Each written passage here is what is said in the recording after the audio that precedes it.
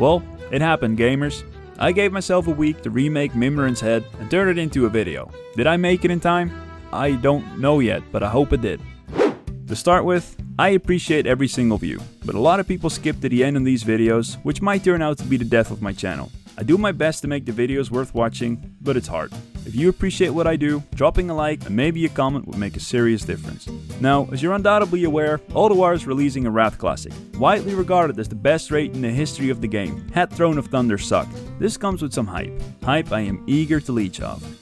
As with every video at this point, I take the original model and try my best to salvage what is there, in order to save myself the annoying work of using reference images. I'm going to continue to say this in every video. The fun part of these old models is that they had a lot of details that the artist was forced to simply paint onto a 2D plane for performance reasons. If you're using these mounts in game, you're very unlikely to have ever noticed that the wings have pistons. You're even less likely to give a fuck. However, I do.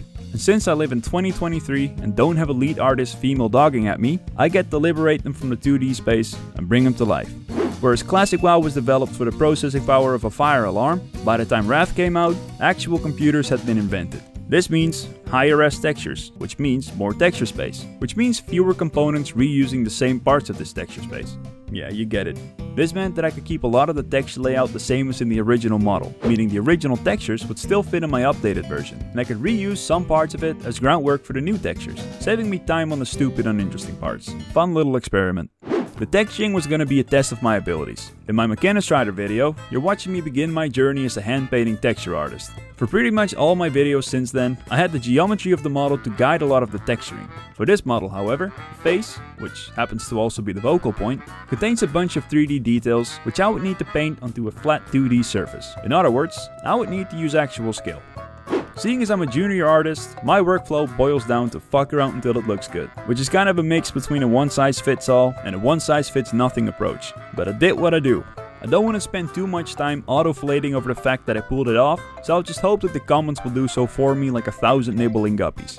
When time came around to texture the interior, I would get to see how well my idea of painting over the old textures would work.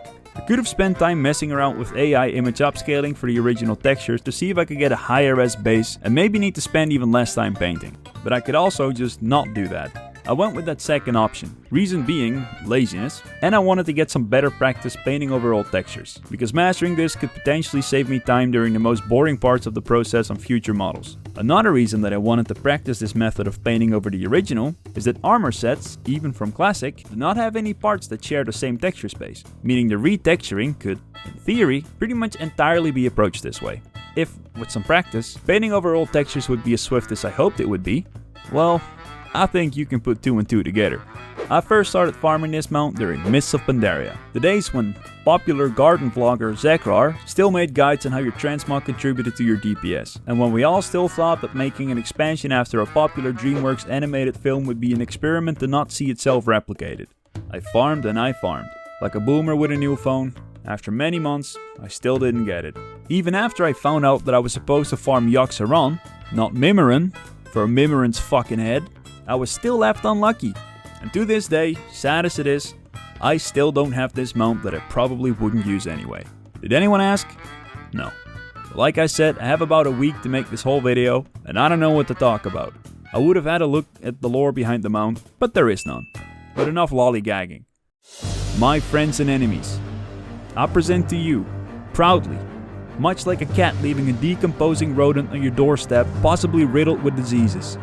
Open your mouth for the airplane, Wrath babies, for the one and only, the new and updated, Mimiron's head.